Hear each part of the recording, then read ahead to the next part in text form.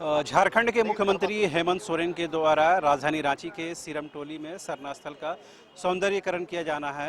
हम लोगों ने देखा है कि पिछले 20 साल के आप कार्यकाल को देखें झारखंड के अंतर्गत तो बहुत कम ऐसे उदाहरण मिलते हैं जब मुख्यमंत्री खुद जाकर सरना स्थल के सौंदर्यीकरण के या उसके भूमि पूजन में हिस्सा लेते हैं। मुख्यमंत्री ने उसको कहीं ना कहीं आगे बढ़ाने की कोशिश की है। इस वक्त हमारे साथ मौजूद है सत्ताधारी दल कांग्रेस के खिजरी से विधायक राजेश कच्छप जी। क्या एक संदेश देने की कोशिश है यहाँ से मुख्यमंत्री के द्वारा या सरकार के द्वारा? देखिए, आज जो यहाँ पे जो शिलान्यास किया जा रहा है जो धुमकुड़िया भवन का, और ये जो सरना स्थल का जो सुंदरीकरण किया जा रहा है, निश्चित तौर से बहुत गंभीर मुख्यमंत्री हैं, गंभीर सरकार है। यहाँ के ज़रूरतों के, यहाँ का जो भावना है उसको समझते हैं, क्योंकि ये भी जल जंगल जमीन से जुड़े हुए व्यक्ति हैं। देखिए, आज जो यहाँ जो सुंदरीकरण होगा और आज जो हमारा जो धुमकुड़िया भवन बनेगा, इसमें ट्राइबल का जो कल्चर है, ट्राइबल का जो रहन सहन है, ट्राइबल की जो भाषा संस्कृति है, आदिवासियों का जो गीत गोविंद है, आदिवासियों का जो नाच नृत्य है, वो कहा भी जाता है कि 12 कोस में एक अलग गीत होता है और 12 मास में एक अलग गीत होता है, 12 मास में अलग नृत्य होता है।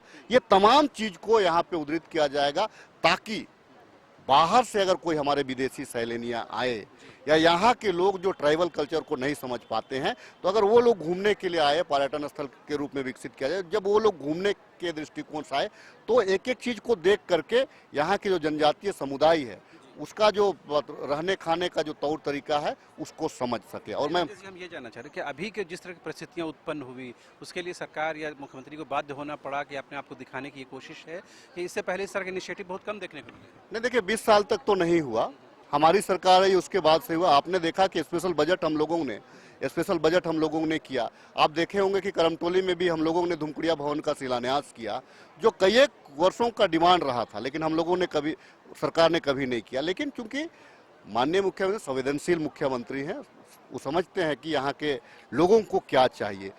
अगर हमको बचाना है, प्राकृतिक से जुड़े लोग हैं, एक प्राकृतिक का रक्षा कैसे करना है। देखिए, मैं एक चीज आपको कहना चाहता हूँ कि आज पूरा दुनिया प्राकृतिक को बचाने में, प्राकृतिक जलवायु को कंट्रोल करने में लगा हुआ है, लेकिन जो प्राकृतिक किसी से कंट्रोल नहीं होगा।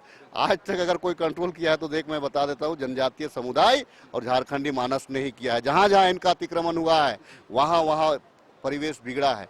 आज आप, ये लोग जंगल से जुड़े रहते हैं, प्रकृति के साथ जुड़े रहते हैं, प्राकृतिक भी इनके साथ जुड़ा रहता है, तो दोनों का जो सामंजस्य है उसको बिगाड़ने का प्रयास न करें। एक संदेश है कि आइए मिलकर के पर्यावरण को रक्षा करें।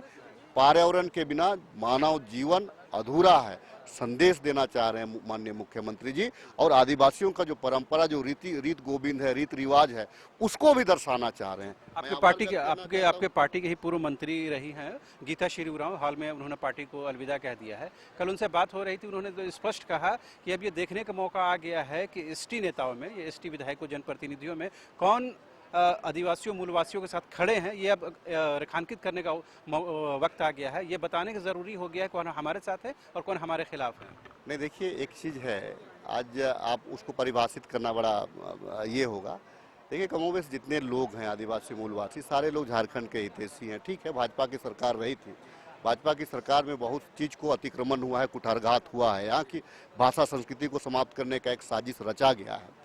लेकिन अभी का वर्तमान सरकार इसी ग्राउंड पे यहाँ पे सरकार बनाए हैं हम लोगों ने।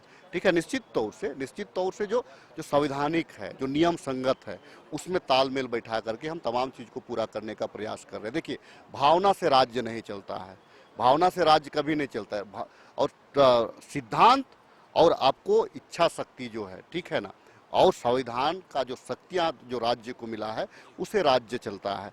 तो हम लोग तमाम चीज़ को अध्ययन करके, ठीक है, तमाम चीज़ को ये करके, आज ये क्या है कि हम अगर आदिवासी समुदाय के लिए स्पेशल बजट लाया गया कि उनका जाहिर स्थान, सरना स्थल, उनका जो द्वार सीनी जिसको कहा जाता है मड़ई, उन तमाम चीज़ का सुंदरीकरण का बीड़ा सरकार ने उठाया है। ठीक है, एक ही बार में तो नहीं किया जा सकता है।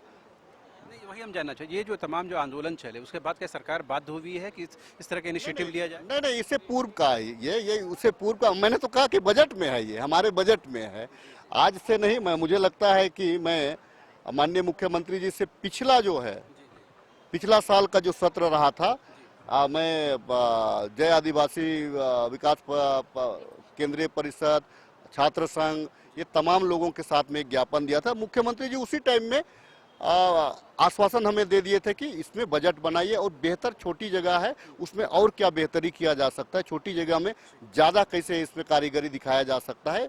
अब उसी के तहत हो रहा है। ये कोई, इससे उसको मत जोड़िए, ये वो